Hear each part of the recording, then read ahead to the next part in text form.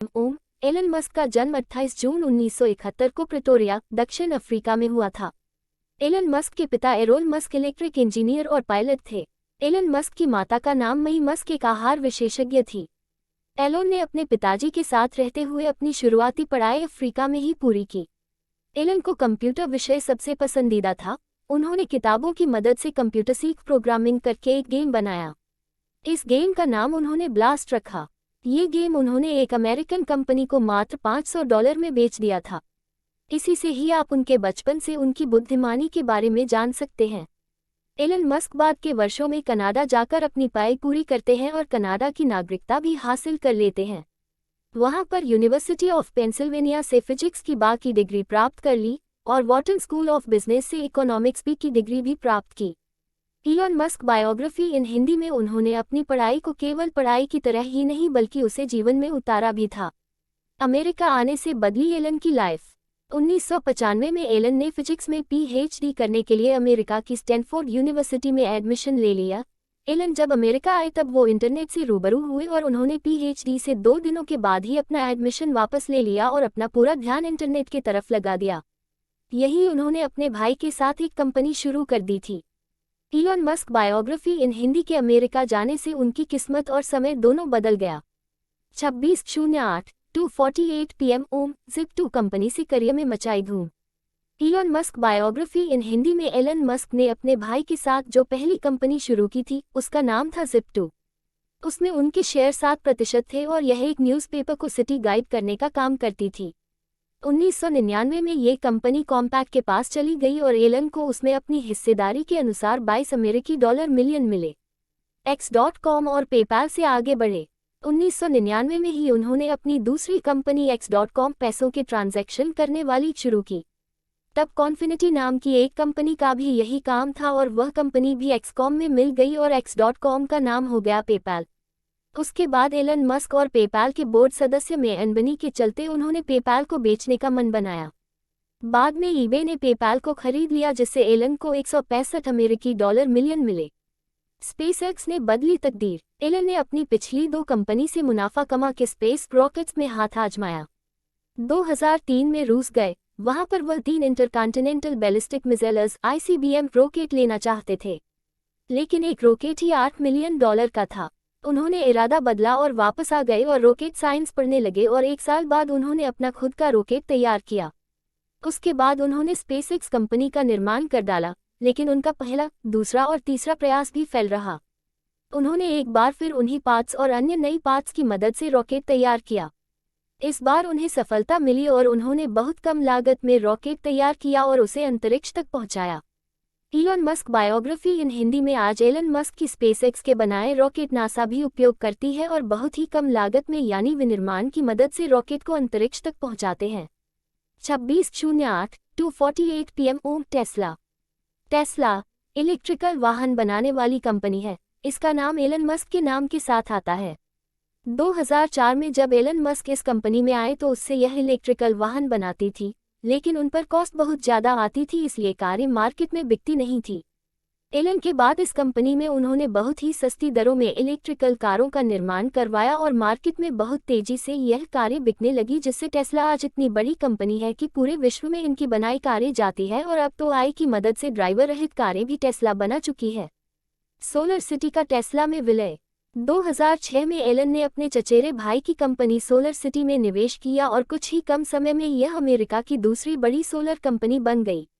2013 में इस कंपनी को एलन मस्क ने टेस्ला में विलय किया और आज सोलर सिटी और टेस्ला मिलकर नई टेक्नोलॉजी के साथ बहुत अच्छी गाड़ियां बना रहे हैं।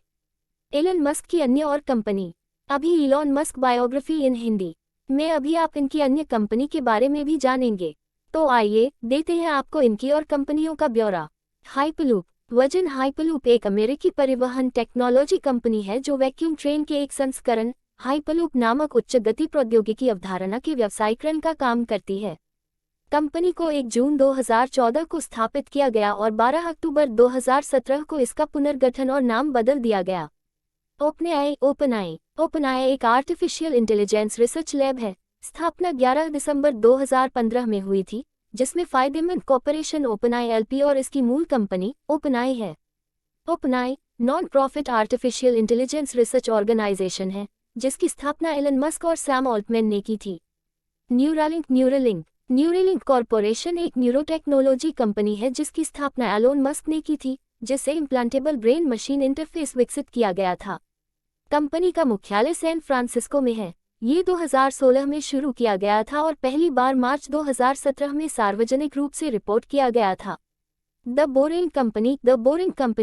बोरिंग कंपनी एक अमेरिकी अवसंरचना और सुरंग निर्माण सेवा कंपनी है जिसकी स्थापना एलन मस्क ने 17 दिसंबर 2016 की थी।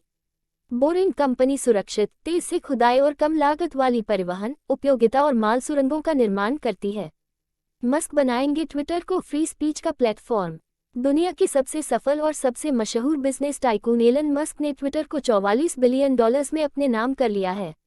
उनका ये कदम इसलिए भी सबसे सही माना जा रहा है क्योंकि ट्विटर पर पिछले कई सालों से ये डिबेट चल रही थी, ट्विटर पर फ्री स्पीच का अधिकार रिस्ट्रिक्टेड है।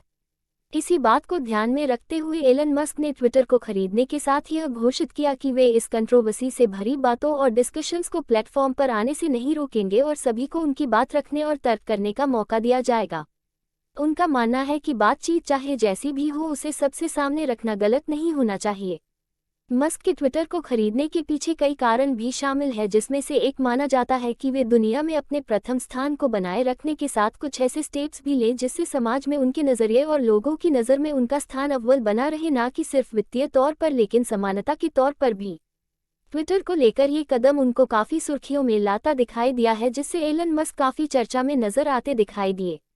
अब देखना यह है कि पिछले सालों में हुए ट्विटर को लेकर हंगामे और लोगों के ट्विटर हैंडल्स के सस्पेंशन पे इसका क्या असर पड़ता है।